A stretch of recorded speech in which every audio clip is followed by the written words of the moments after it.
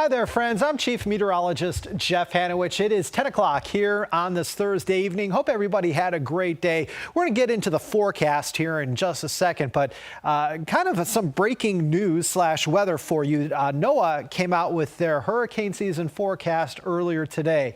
And the numbers that they're forecasting are they're astounding. And you're hearing forecasters who have a fairly good knowledge of the tropics saying that this year's hurricane season could be, quote, extraordinary. And that's not a good thing. Extraordinary in the way that they are talking about this upcoming hurricane season.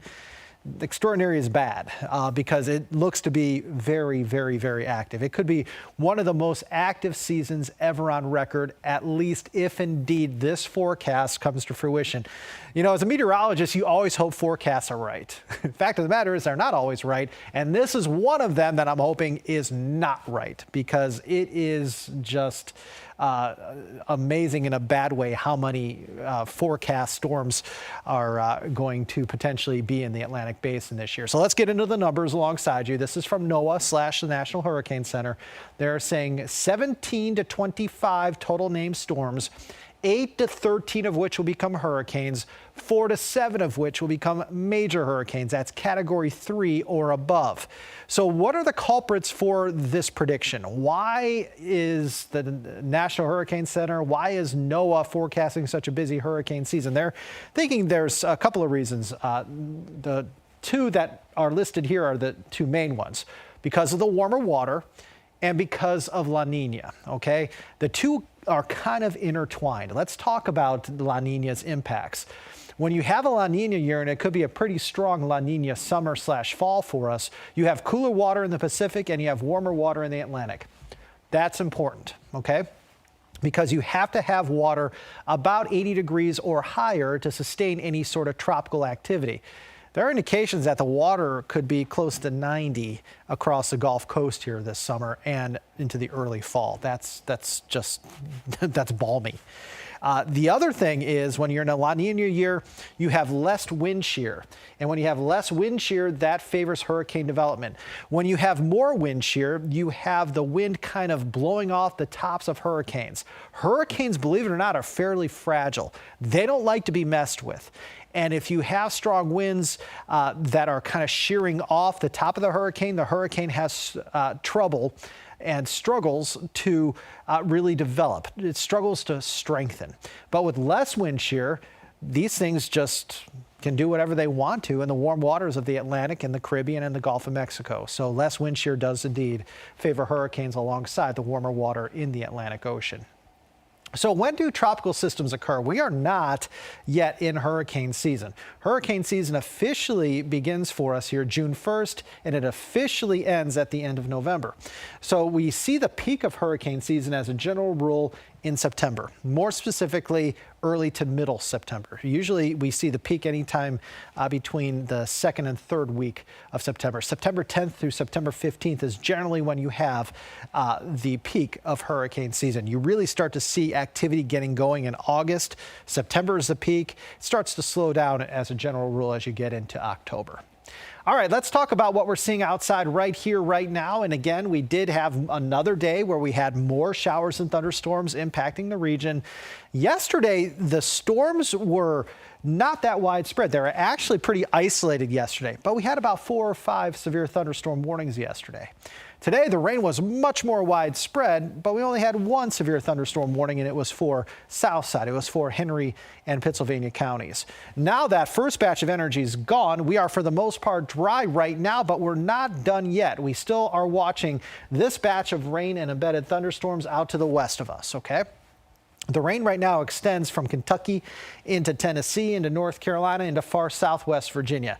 Grayson County, western parts of Grayson County, probably already starting to see a few showers pushing in.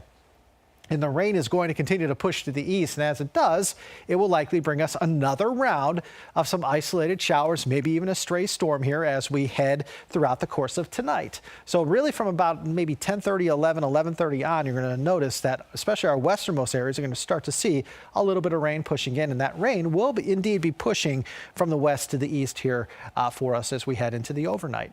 The severe weather threat for the rest of tonight towards the areas south of us into the Carolinas, and especially in the points west of us. That's where we are seeing potentially the worst of the weather here through tonight, and that will be into portions of Iowa, Kansas, and Nebraska. Now, the severe weather threat on Friday is west of us, really extending from the Great Lakes states to Texas. And then on Saturday, that severe weather threat extends from the mid-Atlantic towards the Great Plains. We, on Saturday, are under a marginal risk or a level 1 risk for severe weather. That is Saturday again. I'm not too terribly concerned with any widespread severe weather on Saturday, but a couple of storms could have some wind and or hail as we head into the heating of the day on Saturday. But once again on Saturday, you'll notice where the color is a little more vivid, where you see these yellows and oranges. That's an indicator of a level 2 or level 3 threat for severe weather. So really on Friday and on Saturday, the main severe weather threat is going to stay west of us, again into our nation's heartland, towards the Mississippi River Valley and points to the west. Future Tracker shows that tonight, again, we are looking at a few showers developing here over the next couple of hours. We will likely have at least a little bit of rain to contend with at 2, 3, 4 o'clock in the morning, maybe even a rumble or two of thunder. We may even awaken on Friday morning to a couple of lingering showers, okay? So we may have a couple of showers here 8, 9 o'clock in the morning. I would say by 11 a.m. or noon, we should be, for the most part, dry for a little bit, only to have more pop-up thunder showers develop during the heating of the day on Friday. So as you look at Friday afternoon and Friday evening here, the coverage area of the thunder showers tomorrow looks to be pretty small, okay? We may actually have a slightly higher coverage area of rain later tonight than what we're going to have throughout the day tomorrow. Okay, so hit or miss thunder showers are in the forecast for tomorrow, but the coverage area does not look as large as it was today. Okay, so as we head into tomorrow night, we may still have some lingering showers throughout the course of the evening. And then I think we're going to start out Saturday with the chance for some rain. So Saturday may actually start with some scattered showers and maybe a stray storm. Midday Saturday may get a little break before another little round of some hit or miss thunder showers works its way in. So it does look like Saturday may be a little bit wetter than Friday, okay?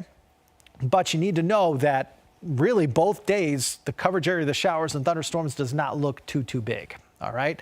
So again, Friday, chance for rain at about 30 to 40%. Chance for rain on Saturday at about 30 to 40%.